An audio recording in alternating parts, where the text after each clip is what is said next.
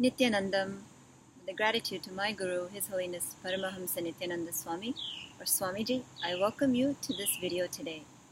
I'm actually sitting on the banks of the river next to our Ohio Adinam, the Nithyanandeshwara Hindu Temple, Ohio Adinam, and I'm definitely enjoying being here. I love LA Adinam as well, but sometimes this nice, beautiful ambiance beats the LA traffic.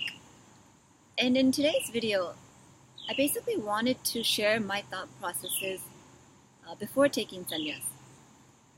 Because I've heard a lot of people share about their own decision for sannyas, and some have shared that it's spontaneous.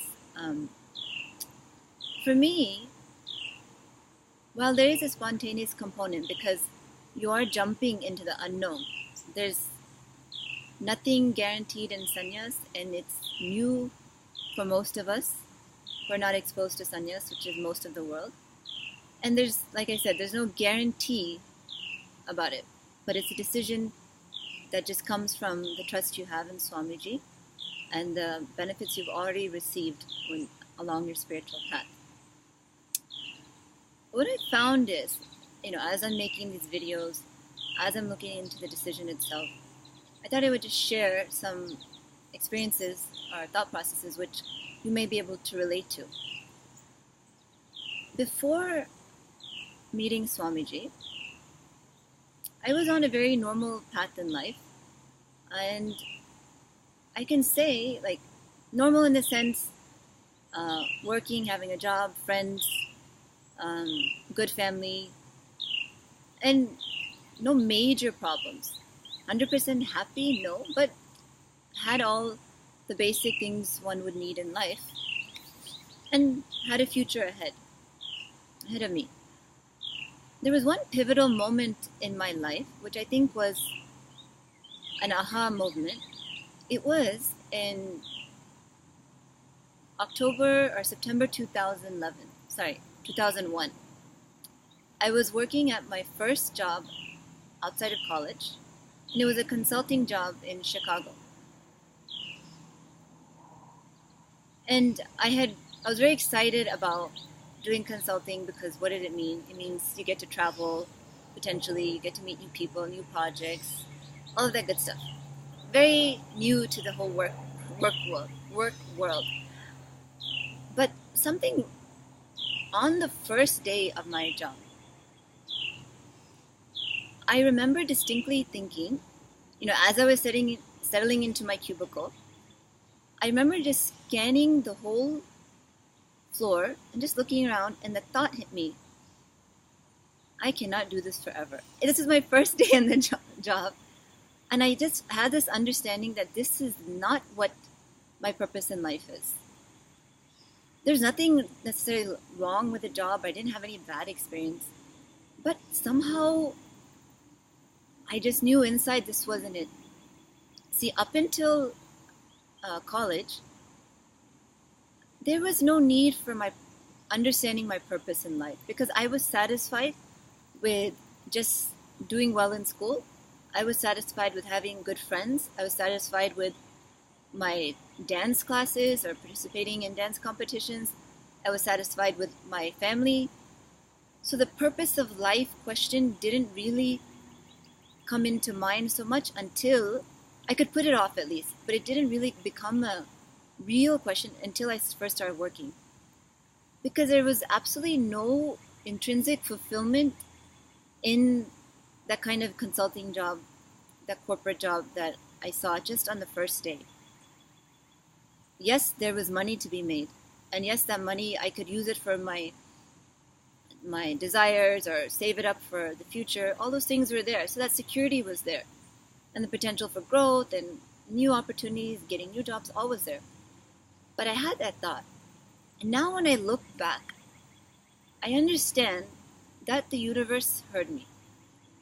And just with less than 2 months into the job, because of the horrific attacks of September 11th that happened, many corporations had to, the economy was very bad, and many corporations had to scale back. So in that particular position, they said anyone who started a certain time period was going to be laid off. And I was in that time period. So I was laid off within less than 2 months into that job. My first job ever outside of college. So yes, that was actually a really life-shifting experience for me. I felt like, oh my God, what am I going to do? Where am I going to go? How am I going to get a job? I was pretty stressed out about it and feeling like, why did this happen to me? But I see now that it was such a beautiful awakening for me to the realities of life being put out there without knowing the future, without knowing what it is I'm going to do, and having to figure it out. And eventually I did figure it out. I ended up getting a job, and jobs that I did like, that I got to travel the world, I got to get exposed to different professions. But that experience I had of being laid off taught me so much. And that understanding that what I'm doing is not my purpose in life was a constant theme afterwards. I was not settled with any job because I knew it was not my purpose in life. What was my purpose in life? I didn't know. I was searching. I was thinking maybe I could be a teacher because you're helping people. Or maybe I thought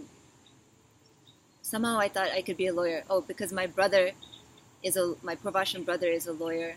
My Pravashan grandfather was a lawyer. So I thought, that's something where you can actually help people, even though many lawyers do not, but many do.